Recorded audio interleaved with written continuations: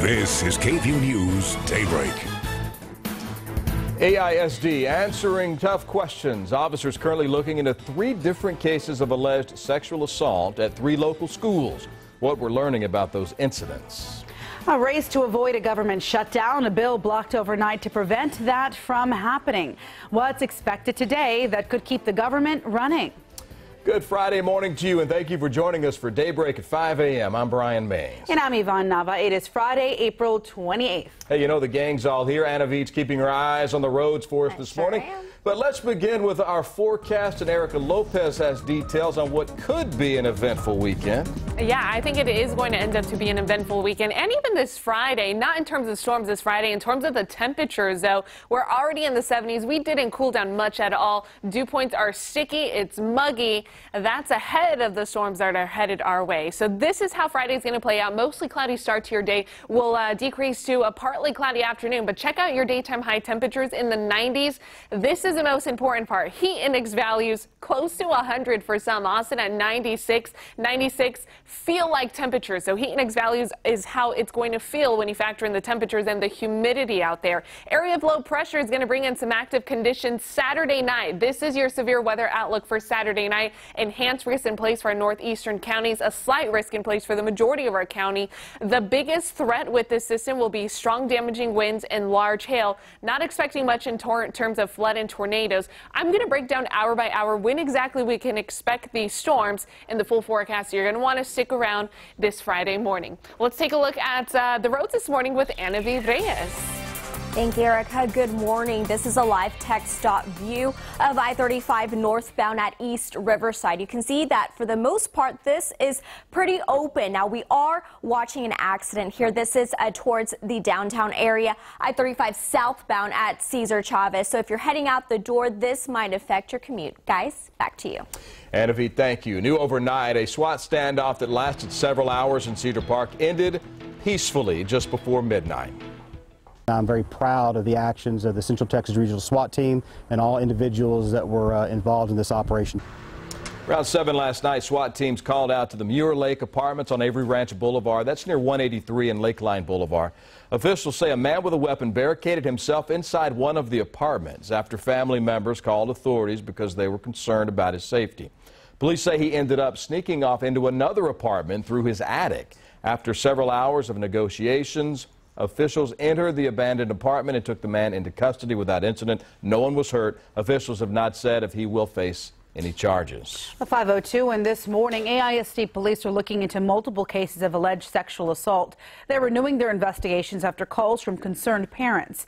KVUE's Corey Coffin joins us from the newsroom with details on these cases. Corey. Well, it was a tough night for parents. KVUE sat down with the parents of those alleged victims. Her father is a police officer himself and her mother a school teacher. Now, they say AISD police closed their investigation too soon after their daughter said a fellow student assaulted her in the bathroom of Lanier High School in March 2015. What they failed to see is that we had a victim.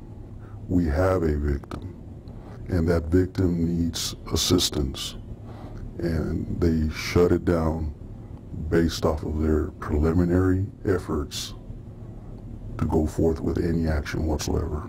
We're looking at a system that we have told our children to constantly have faithful trust in, and the system failed us.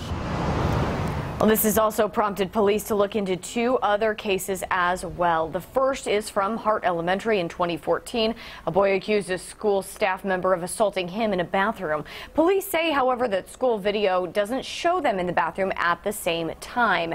And these cases also came to light after parents of a 4-year-old girl demanded school police reopen a case, saying medical records showed signs of sexual assault. The parents say it happened at Boone Elementary in February. Horrifying, because it's every parent's, worst nightmare to think of something like that happening, especially because it's been going on so much lately. Now, during a meeting with parents last night, officials have acknowledged that a lapse in the case happened. The 4-year-old girl whose mother you just heard from, she had medical records from Dell Children's Hospital indicating signs of sexual assault. AISD police did close that case before getting those records. They do, however, say that investigators reviewed the records. The DA's office is now involved in that case as well. We're live in the newsroom this morning. I'm Corey Coffin. Guys, back to you. Corey, thank you. Tension between the United States and North Korea not simmering down anytime soon, and President Donald Trump says a major conflict with the North Korean regime is possible in the standoff over its nuclear and missile programs, but he prefers a more diplomatic outcome. ABC's Stephanie Ramos explains how our nation's leader is continuing to tackle even more issues as his 100th day in office is tomorrow. President Trump says things may get ugly with North Korea, but he'd rather it not. There's a chance that we could end up having a major conflict with North Korea. Absolutely. The president tells Reuters in an Oval Office interview he's making the North Korean nuclear threat a top priority. But with messages like these, North Korea is a problem. The relationship with the North Korean regime is only intensifying. President Trump also taking some time to reminisce on his life before president as he nears his 100th day in office. I loved my previous life. I had so many things going. I actually, this is more work than in my previous life. I thought it would be easier. What's proven to be difficult? His ongoing negotiations with congressional Republicans and Democrats on a spending bill to keep the government open, differing over health care. I think we're making very good progress. Republicans say they would push a short-term spending bill through the House today with only GOP votes. That would keep the government open past the midnight deadline tonight. Democrats say the ball is in the GOP court. The minute they cast that vote, they put doo-doo on their shoe, tattoo on their forehead. At some point, they're going to have to explain it to their children. What did they do to make America sick again? A House GOP leader says there will be no vote on any major health care legislation until at least next week. Stephanie Ramos, ABC News, Washington. President Donald Trump plans to sign an executive order today that could lead to the expansion of drilling in the Arctic and Atlantic Oceans. It's called the America First Energy Executive Order, part of the administration's push to expand offshore drilling. It's part of Donald Trump's promise to unleash the nation's energy reserves in an effort to reduce dependence on foreign oil and to create jobs. Environmental activists say offshore drilling harms whales and other wildlife.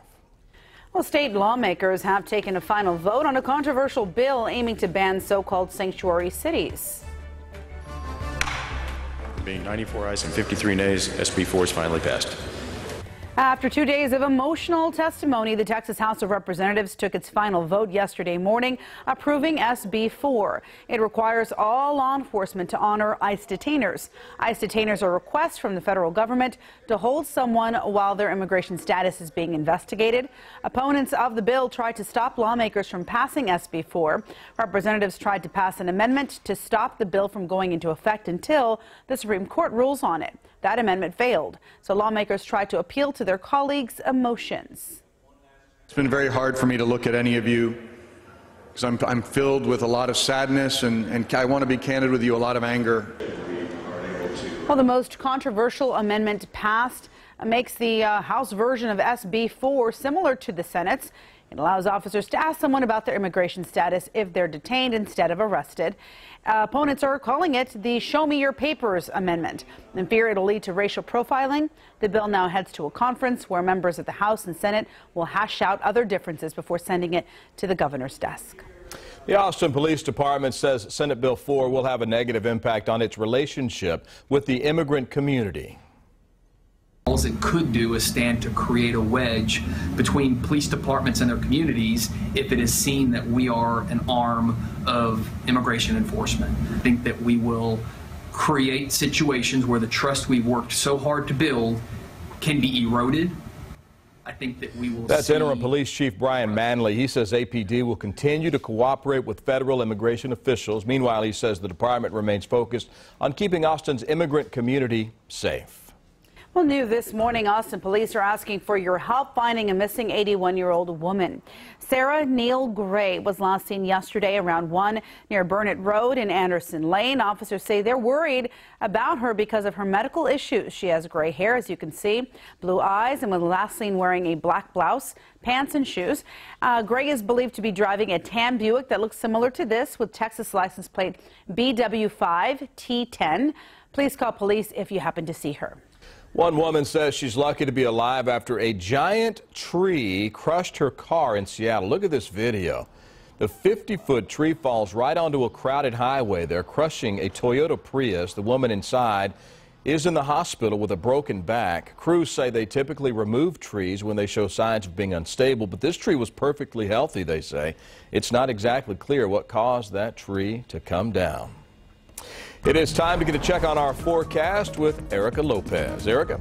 Hey guys, warm start to this Friday. Temperatures are going to be the big story to end the work week. Heat index values also, which is the feel-like temperature out there. We're in the 70s, the majority of the viewing area, some upper 60s across the hill country. We weren't able to cool down much overnight because of the abundance of moisture in the atmosphere. So that's going to be an issue all day Friday. It's going to be sticky, muggy. On top of that, temperatures will top out in the lower 90s for the most of the viewing area. So here's what we're forecasting for your heat index value, which is the feel-like temperature, how it will actually feel outside because of the temperatures and the humidity combined. Close to 100 degrees, Austin, 96 for San Marcos. We'll be in the 90s for the entire viewing area. Today's UV index forecast is very high at 8, so make sure to protect yourself from the sun this afternoon. Let's talk some weekend storms because we have a system approaching our area late Saturday night into Sunday morning. Time frame about 7 p.m. to 3 a.m. for the entire viewing area as a cold front pushes through our region. Here's how it's going to play out. Area of low pressure swinging in a cold front. Again, hill country. First, seeing the chance for these strong to severe storms, then Austin and central counties by about midnight, pushing through our viewing area. The good news is that once we get through these storms, it looks to be such a gorgeous Sunday in store. The unfortunate part is we have to stay weather aware because some of these storms could be severe. Guys, back to you. All right, okay. Good to know. We'll still ahead this morning. Shots fired near the UT campus. Who police are looking for today and what officials are saying about the gunman. And United Airlines doing major damage control, how they're avoiding a lawsuit after a man was dragged from one of their planes.